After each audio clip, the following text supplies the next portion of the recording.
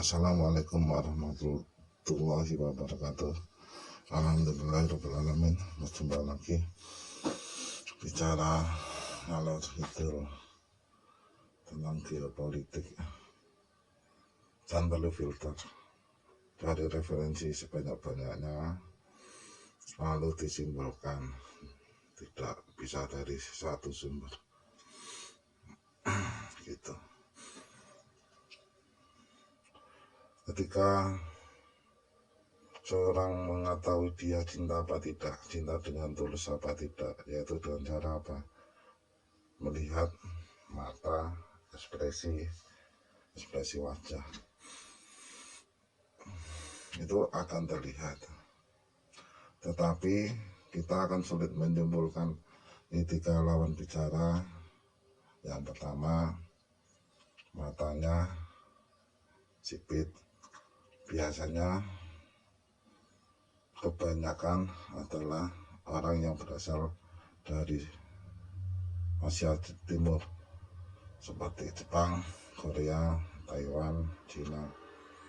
Matanya sipit. Ketika kita tatap matanya, kita tatap, kita sulit soalnya sipit. Kalau orang dia besar, tahu dia bicaranya benar apa enggak, sulit. Makanya Xi Jinping itu lawan bicaranya akan kesulitan menyimpulkan Xi Jinping itu senang dengan apa yang kita bicarakan apa enggak.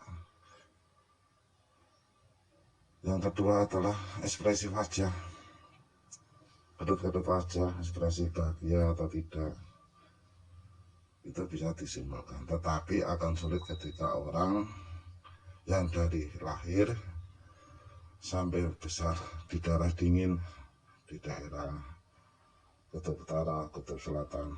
Makanya ketika orang bertemu dengan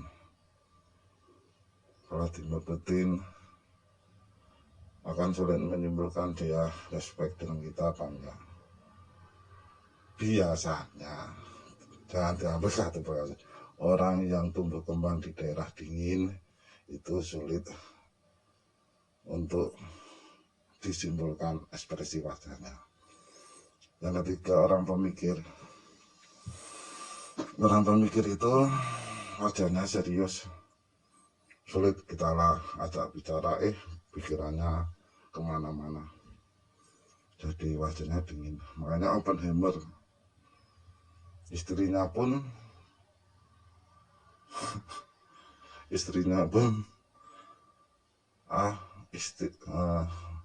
bertahun-tahun akhirnya baru tahu kalau dia cinta pertama, dan akhirnya sampai ketika sudah berkeluarga pun masih menjalin hubungan dengan cinta pertamanya.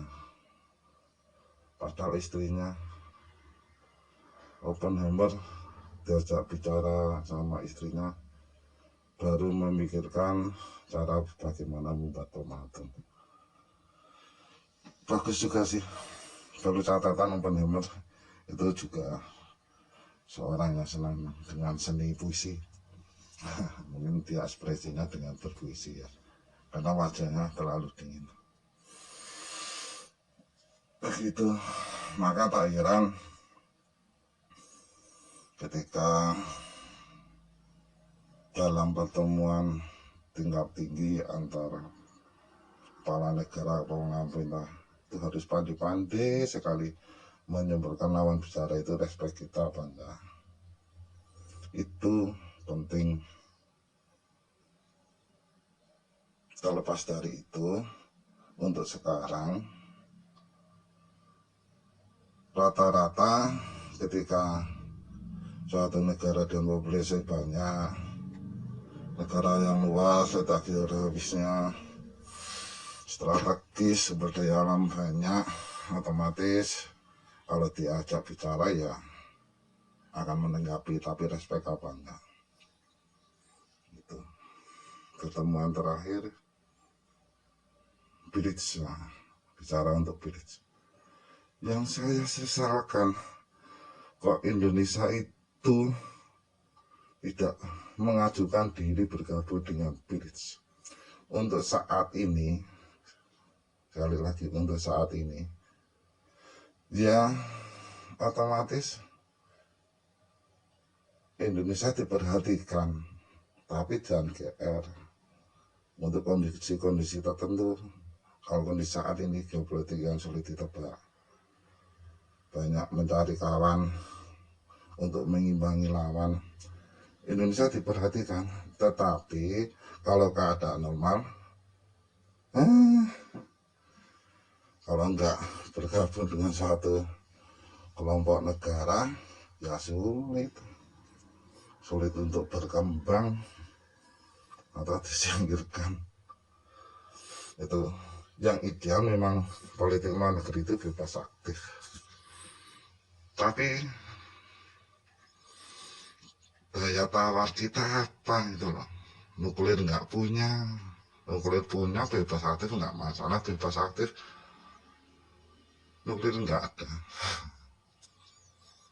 Perdamaian yang paling baik, pertahanan yang baik adalah apa? Dengan istilahnya ofensif, menyerang. Itu dengan kata lain, menyerang itu bukan dengan suatu persenjataan menciptakan peperangan. Yang mengejutkan itu ternyata Uni Emirat Arab Saudi sudah mengajukan dan hanya diterima PILPRES. Setingkat Arab Saudi, Uni Emirat Arab yang keadaan ekonominya stabil, itu pun tergiur bergabung dengan PILPRES. Nah, PILPRES pun akan kuat ditopang dengan emas dan minyak. Apa aneh ya Uni Emirat Arab Saudi? Mungkin salah satunya karena tekanan-tekanan yang lalu, presiden yang lalu, untuk dipaksakan membuka hubungan diplomatik dengan Israel. Mungkin kalau masalah tekanan untuk minyak, jelas dari dulu, mungkin itu.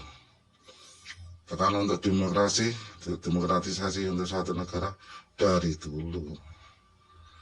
Tapi yang terakhir berani mengajukan mungkin karena itu, menurut pertimbangan saya. Itu aja, semoga keadaan dunia damai tentram.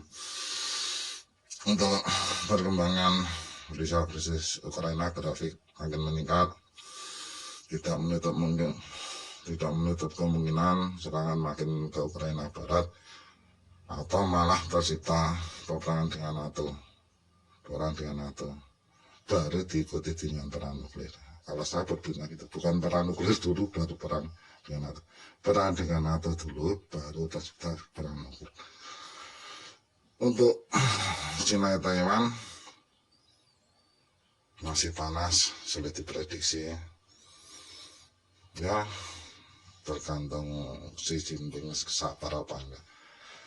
Kalau saya masa kemasan berpikir fisik yang kuat untuk suatu pemimpin seumur Xi Jinping, itu untuk saat ini dia masih kuat. Dan ketika mau perang, fisik seperti Joe Biden ya, sulit untuk berpikir, sulit. Kalau ingin menganalisasi Taiwan, provokasi Amerika jelas selalu grafik meningkat. Semenanjung Korea ya begitulah meningkat. Ya, itu aja. Hampir 10 menit. Terima kasih. Wassalamualaikum warahmatullahi wabarakatuh.